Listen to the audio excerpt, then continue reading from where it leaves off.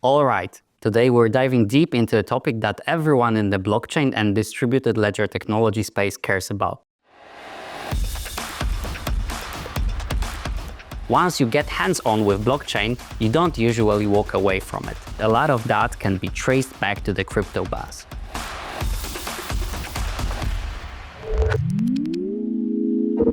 This video is for DLT advocates and developers who want to explain the value of this tech in a way that clicks. My name is Przemysław and we're taking a deep dive into where DLT stands today and how it's shaking up financial services. We'll break down our new State of DLT Report 2025.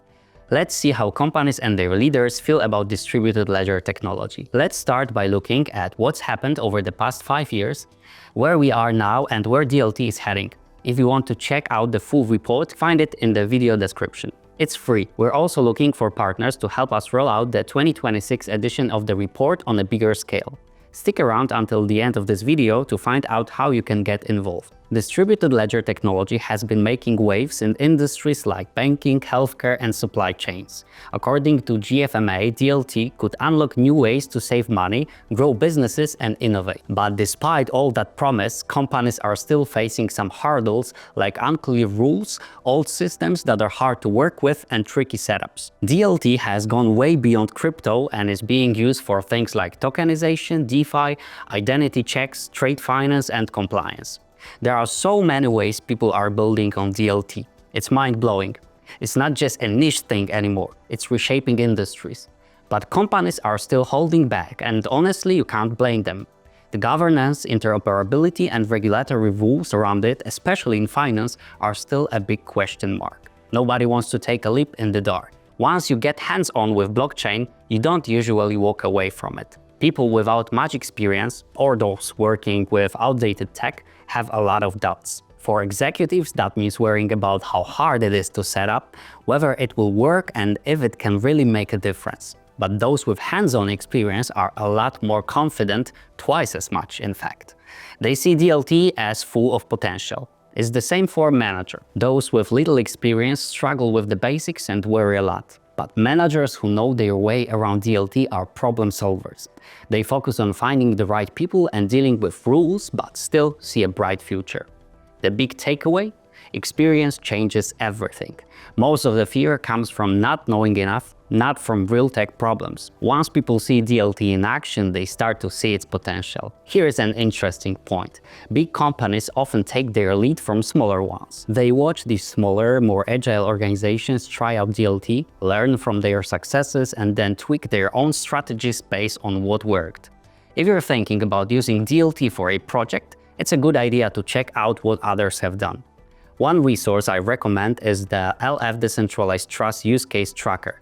It has over 200 case studies and project descriptions showcasing some of the most creative DLT applications in the world. One thing that really stands out is how people's views on DLT have changed. Some say excitement around it has faded over the years, while others don't see it that way.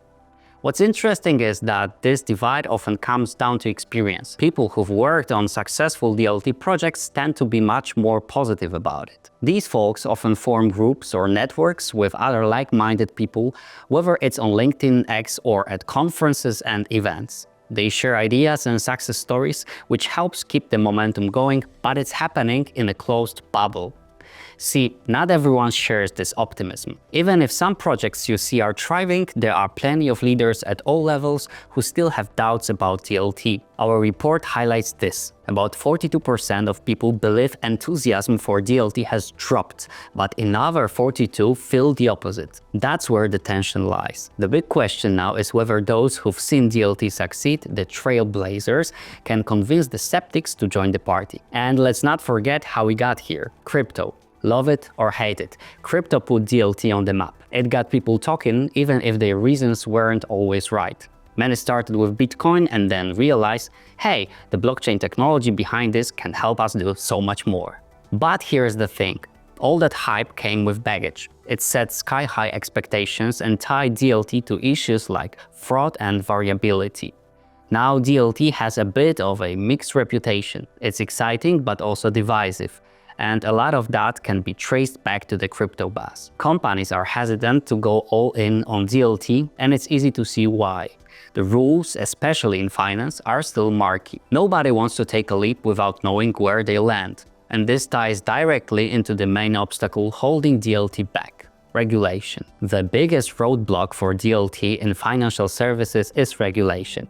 It's not one single issue. It's a mix of shifting compliance rules, vague guidelines, and different requirements for different industries. This uncertainty makes decision makers in finance hesitant to move forward. Take a look at the chart. Regulatory issues top the list of concerns for organizations, but people working closely with DLT see things a bit differently.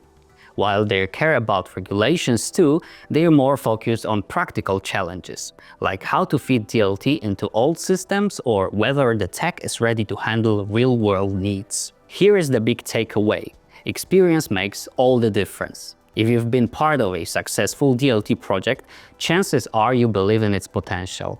I encourage you to share your story, whether it's on our podcast or somewhere else, because even if you think your work isn't groundbreaking, it could inspire someone else to unlock new possibilities and keep the momentum alive. That's how we turn hesitation into action. The bottom line: to unlock DLT's full potential, we need clear rules for more people willing to roll up their sleeves and figure out how to make it work within today's economic, tech, and regulatory systems. We are actively searching for contributors, co-publishers, promoters, and sponsors of the State of DLT Report for the next year. If you'd like to get involved in building the next edition of Report, write an email to marketing@espeo.eu to learn more. Thanks for watching. Don't forget to subscribe for more insights on how distributed ledger technology is changing the world we live in. Until next time, this is Przemysław reminding you to stay on the block to stay ahead.